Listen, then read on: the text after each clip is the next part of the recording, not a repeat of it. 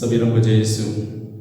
हम आज के सुसमाचार में संत लूकास के सुसमाचार में अध्याय 10 वचन संख्या 25 से लेकर 37 तक के वचनों में देखते हैं। एक धर्म ज्ञाता प्रभु यीशु के पास में आया और उनसे पूछा, अनंत जीवन प्राप्त करने के लिए मुझे क्या करना चाहिए? प्रभु यीशु ने कहा, धर्म संहिता में क्या लिखा है?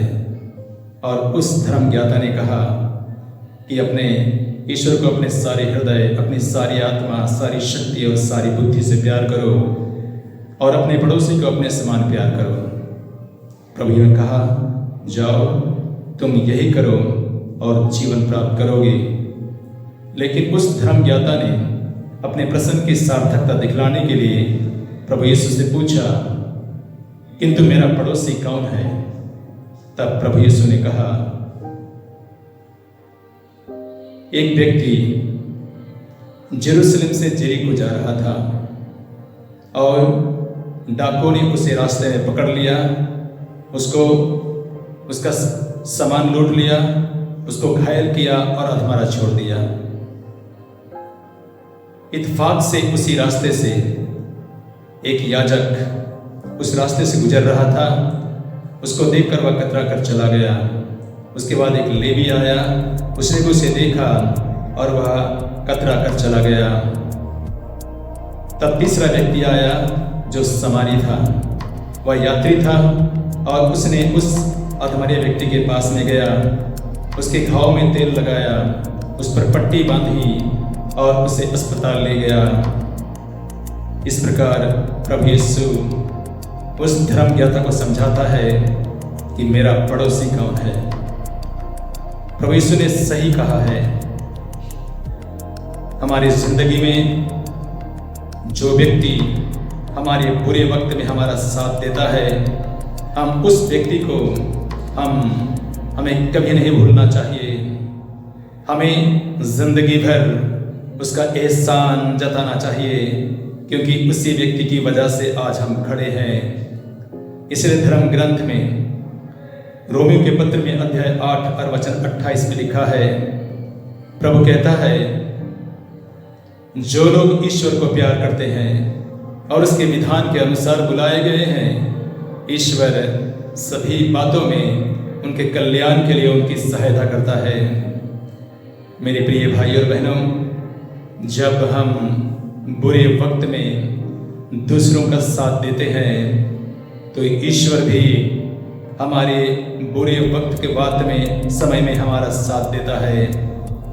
धर्म ग्रंथ में लिखा है, उत्पत्ति ग्रंथ अध्याय 4 और वचन 7 और 8 में लिखा है, प्रभु का वचन कहता है, यदि तुम भला करोगे तो प्रसन्न होगे, यदि तुम भला नहीं करोगे तो पाप हिस्र पशु की तरह तुम्हारे द्वार पर घात लगाकर बैठेगा। क्या तुम उसका सामना कर पाओगे? देखिए, प्रभु ने बता दिया, यदि हम भला करेंगे तो हम प्रसन्न होंगे, यदि हम बुरा करेंगे तो शैतान, पाप, अंधकार की शक्ति और बुराइयां हमारे जीवन के चौखट पर हमारा प्रतीक्षा करेगा, हमें दबोचने के लिए, क्योंकि हमने बुरे समय में बुरा किया और हम बुरा सोचते हैं, बुरा करते हैं और ऐसे वक्त में बुराई हमारे साथ खड़ा रहता है।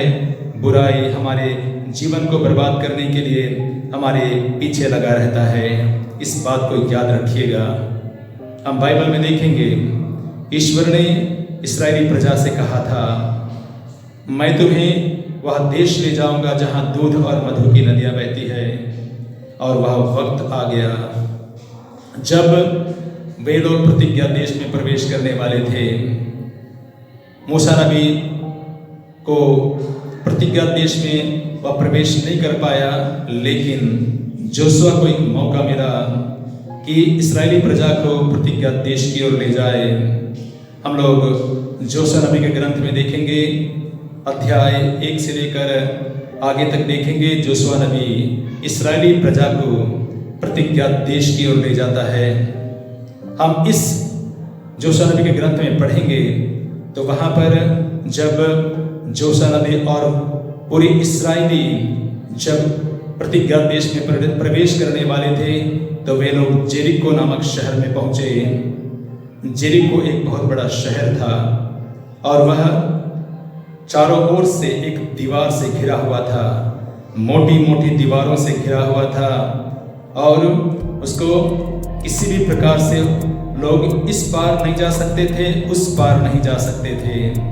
और जोशुआ और इस्राएली प्रजा उसमें प्रवेश करने के लिए उन्होंने प्रयास किया, लेकिन जेरिको शहर का फाटक मजबूती से बंद कर दिया गया था और ईश्वर ने ऐन वक्त पर इस्राएली प्रजा से जो प्रतिज्ञा की थी कि मैं वो देश तुम्हारे लिए दे दूंगा, इसलिए ईश्वर ने जोशुआ नबी को बताया कि तुम लोग ईश्वर की मंजूसा को लेकर हर रोज 6 दिन तक जेरिको शहर की परिक्रमा करो।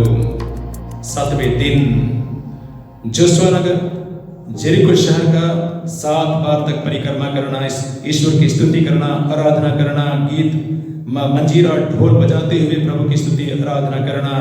7वें दिन 7 बार, इस प्रकार तुम 13 बार जेरिको शहर की परिक्रमा करोगे और मैं वो दीवार को ढह दूंगा, वो दीवार को मैं गिरा दूंगा, ईश्वर ने कहा।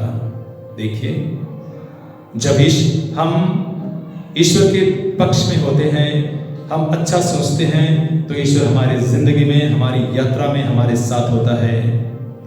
जब वे लोग जेरिको शहर को अपने अधिकार में करने वाले थे तो ईश्वर ने अपने दूत को भेजा और जोशुआ नबी ने देखा एक व्यक्ति नंगी तलवार लेकर सामने खड़ा है। जोशुआ नबी ने उसको पहचान नहीं पाया और जोशुआ नबी ने उस व्यक्ति से पूछा, आप किसके पक्ष में हैं, हमारे पक्ष में या शत्रु पक्ष में? और उस व्यक्ति ने कहा, मैं प्रभु की सेनापति का सेनापति हूं। यह सुनकर जोशुआ नबी मुंह के बल गिर पड़ा और उसका नमन किया।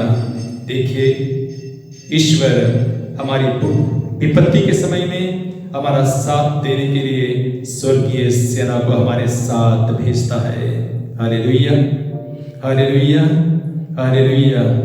हम बाइबल में ये भी देखेंगे, जब जोशुआ नबी ने जेरिको शहर में उसका पता लगाने के लिए गुप्तचरों को भेजा था, जाओ और देखो कि वह जेरिको शहर जो बड़े दीवारों से घिरा हुआ है, उसका पता लगाने जाओ और उस शहर को देखो, वहाँ कैसे लोग रहते हैं, वहाँ की गतिविधियाँ क्या है, वहाँ की परिस्थिति क्या है।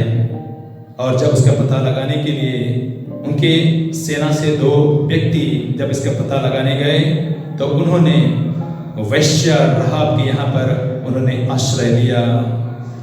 और जब वे लोग वहाँ वैश्या रहाब के यहाँ पर उन्होंने आश्रय लिया, तब जेरिको शहर के राजा को और लोगों को पता चल चुका था कि यहाँ पर 2 व्यक्ति यहाँ पर आए हुए हैं ठोह लेने के लिए, पता लगाने के लिए, क्योंकि उन्हें पता चल चुका था कि यहाँ पर इस्राएली प्रजा जो ईश्वर की प्रजा है, इस नगर को अपने अधिकार में करने के लिए प्रतीक्षा कर रही है। और इसीलिए उन्होंने जेरिको शहर को चारों ओर से बंद कर दिया था, गेट को बंद कर दिया, फाटक बंद कर दिया था और कोई उस पार नहीं जा सकता था, कोई इस पार नहीं जा सकता था।